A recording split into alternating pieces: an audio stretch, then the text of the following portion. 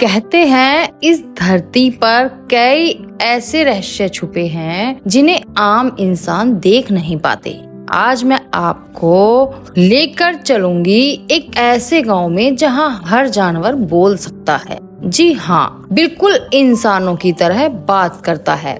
उस गांव का नाम है प्यारीपुर। यह कोई साधारण गांव नहीं था, बल्कि जादू से बना हुआ गांव था, जहां इंसान बहुत कम जाते थे, लेकिन जो भी कभी वहां पहुंच जाता उसकी जिंदगी हमेशा के लिए बदल जाती। सुबह का समय है, सूरज की किरणें पेड़ों से छनकर निकल रही हैं, पंछी चहचहा रहे हैं। गांव के बीचों बीच एक बड़ा सा चौक है, जहां सभी जानवर इकट्ठा होते हैं। एक तरफ बंदर अपने झूले पर बैठा है, तो दूसरी तरफ बकरी अपने बच्चों को कहानी सुना रही है। हाथी चाचा सबको पानी पिला रहे हैं और मोर अपनी पंख फैलाकर नाच रहा है। बच्चे हों या बड़े, सब हंसते मुस्कुराते रहते। हर किसी के चेहरे पर खुशी थी, क्योंकि यहाँ कोई झगड़ा नहीं होता, न लालच न बुराई, सिर्फ दोस्ती और प्यार। सबसे पहले मिलिए बंदरू से। बंदरू बहुत शरारती है, लेकिन दिल का साफ है, हर वक्त मजाक करता है। फिर आती है गुड़िया गिलहरी। वह गांव की सबसे तेज और समझदार है, हर मुश्किल का हल ढूंढ लेती है। फिर है हाथी चाचा गजेंद्र। वह सबसे बड़े और सबसे बुद्धिमान है। गांव के नेता भी वही हैं। और हाँ, मत भूलिए मोरनी रानी सुंदरका को। वह सबको गाना सुनाकर खुश करती है। ये चारों मिलकर गांव की रक्षा करते हैं। अब कहानी में आता है सबसे बड़ा मोड़। पास के गांव में दो बच्चे रहते थे, आरव और मीरा। एक दिन वो जंगल में खेलते खेलते बहुत दूर निकल गए। पेड़ों के बीच से रास्ता खोजते खोजते अचानक उन्होंने एक चमकती हुई पगडंडी देखी। मीरा बोली, भैया ये रास्ता तो चमक रहा है। आरव ने कहा, हाँ, लेकिन ये कहाँ जाता होगा? दोनों ने हिम्मत जुटाई और उस रास्ते पर चल पड़े। धीरे धीरे वह रास्ता उन्हें ले आया प्यारीपुर गांव में। जैसे ही दोनों बच्चे गांव में पहुँचे, उनकी आंखें खुली की खुली रह गई। बंदरू बोला, अरे इंसानी बच्चे आ गए। गुड़िया गिलहरी दौड़कर आई, वाह कितने प्यारे हैं। मीरा डर गई, भैया ये जानवर बात कर रहे हैं। आरव भी चौंक गया, हाँ मीरा, सच में ये तो इंसानों की तरह बोलते हैं। हाथी चाचा आगे आए, उनकी भारी आवाज गूंजी, स्वागत है बच्चों हमारे गांव में। आरव और मीरा हक्के बक्के रह गए। धीरे धीरे डर कम हुआ, बच्चे जानवरों से बातें करने लगे। मीरा बोली, आप सब तो बहुत अच्छे हो। बंदरू हंसकर बोला, हाँ, लेकिन मैं सबसे शरारती हूँ। गुड़िया गिलहरी ने बच्चों को गांव दिखाया, पानी का झरना, फूलों का बगीचा और पेड़ों पर बने छोटे छोटे घर। आरव बोला, वाह, काश हम भी यहाँ रह पाते। हाथी चाचा ने कहा, यह गांव सबका है, लेकिन इसे बचाना आसान नहीं। बच्चे उत्सुक हो गए, क्यों चाचा, क्या हुआ? हाथी चाचा ने गहरी सांस ली, फिर बोले, इस गांव को बचाए रखता है एक जादुई रत्न।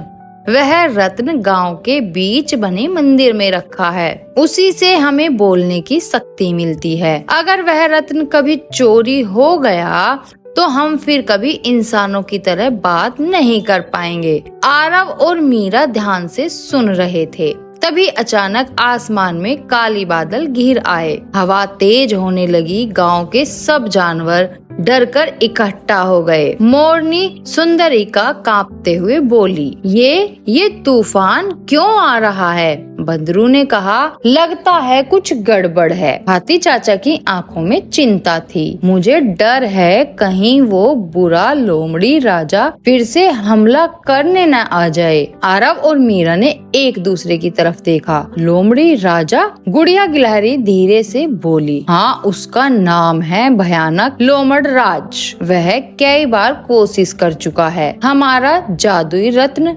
चुराने की। बच्चे अब और भी चौकन्ने हो गए। आसमान काला पड़ गया, बिजली चमकने लगी, तेज हवाएं पेड़ों को हिला रही थी। सारे जानवर चौक पर इकट्ठा हुए। बंदरू उछलकर बोला, मुझे अच्छा नहीं लग रहा। गुड़िया गिलहरी ने कहा, यह साधारण तूफान नहीं है। हाथी चाचा की आवाज गूंजी, हाँ ये आ रहा है लोमड़ी राजा। सभी जानवर डर से कांप गए। मीरा ने आरव का हाथ पकड़ा, भैया अब क्या होगा? अचानक गांव के दरवाजे पर एक जोरदार धमाका हुआ।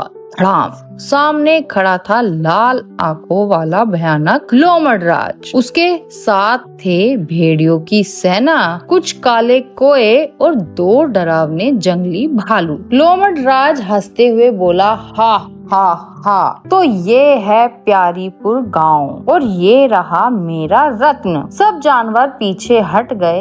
बंदरू ने डरकर कहा, हाय राम, ये तो सच में आ गया। लोमड़ राजा ने अपनी पूंछ हिलाई। भेड़ियों की टोली दौड़ पड़ी। कोए आसमान से चिल्लाने लगे। भालू ने जमीन हिलाना शुरू किया। गांव में अफरा तफरी मच गई। बच्चे भी डर गए। आरव बोला, नहीं, हमें कुछ करना होगा।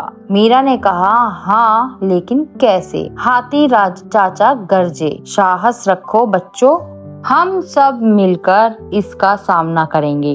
और फिर पहली लड़ाई शुरू हुई। हाथी चाचा ने अपनी सूंड उठाई, धड़ाम! उन्होंने एक ही वार में भालू को पीछे धकेल दिया। भालू जमीन पर गिर गया। गुड़िया गिलहरी पेड़ पर चढ़ी और कौ की तरफ पत्थर फेंकने। कोए डरकर भागने लगे। बंदरू ने अपनी पूंछ से रस्सी बनाई और एक भेड़िए को बांध दिया। मीरा ने हैरानी से कहा, वाह, ये तो कमाल है। लेकिन लोमड़ राज बस हंस रहा था। हा हा हा, तुम सब मुझे रोक नहीं सकते। लोमड़ राज ने अपनी जेब से लाल धूल निकाली। उसने उसे हवा में फेंका। धुंध फैल गई। सारे जानवर खांसने लगे। कोई कुछ देख नहीं पा रहा था। उस धुंध में लोमड़ राज आगे बढ़ा और सीधा मंदिर की तरफ जाने लगा। आरव ने देखा, नहीं, वह रत्न लेने जा रहा है। उसने मीरा से कहा, जल्दी हमें इसे रोकना होगा। मीरा बोली, लेकिन कैसे? हम तो छोटे हैं। आरव ने कहा, हम छोटे ही सही, लेकिन मिलकर कुछ भी कर सकते हैं। दोनों बच्चे धीरे धीरे मंदिर की ओर भागे। वे धुंध में छिपकर पहुँचे। मीरा ने एक डंडी उठाई। आरव ने मंदिर का दरवाजा बंद करने की कोशिश की, लेकिन तभी लोमड़ राज सामने आ गया। उसकी आंखें जल रही थी। वह गुर्राया, कौन है वहाँ? आरव कांप गया। फिर बोला, तुम ये रत्न नहीं ले जा सकते। लोमड़ राज हंसकर बोला, हा हा, छोटे इंसानी बच्चे, मुझे रोकोगे? तभी पीछे से बंदरू आया।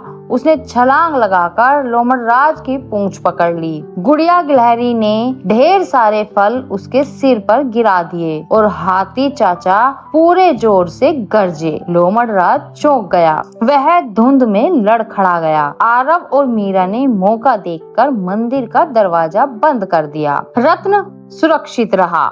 गांव में फिर से खुशी की आवाज गूंज उठी। बच गए, बच गए। लड़ाई खत्म होने के बाद सब गांव वाले इकट्ठा हुए। हाथी चाचा बोले, आज सबने मिलकर गांव को बचाया। गुड़िया गिलहरी ने बच्चों को देखा, लेकिन सबसे ज्यादा साहस दिखाया आरव और मीरा ने। मीरा शर्मा गई। आरव मुस्कुराया। बंदरू उछलकर बोला, हाँ, ये दोनों तो हीरो हैं। सब जानवर ताली बजाने लगे। लेकिन तभी हाथी चाचा गंभीर हो गए। ध्यान रहे, लोमड़ राज हार कर गया है, लेकिन वो फिर आएगा और अगली बार और भी ताकतवर होगा। सभी के चेहरे पर चिंता लौट आई और सब परेशान हो गए।